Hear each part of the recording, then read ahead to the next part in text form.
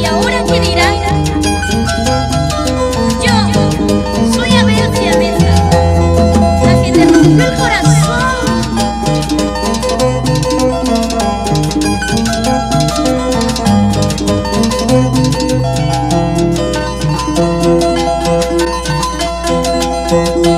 ¿Por qué tanto te importa mi vida privada? ¿Por qué tanto te importa lo que yo hago?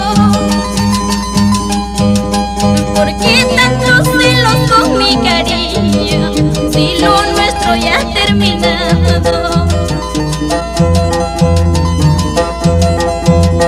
¿Por qué tanto te importa mi vida privada? ¿Por qué tanto te importa lo que yo hago? ¿Por qué tantos celos con mi cariño si lo nuestro ya ha terminado?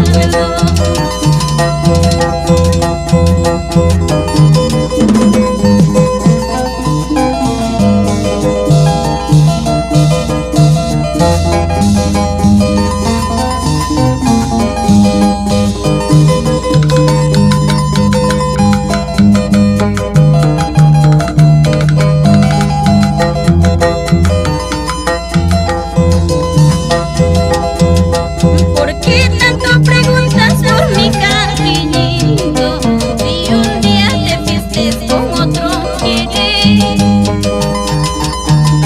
No te importó mi vida, dejaste ser herido.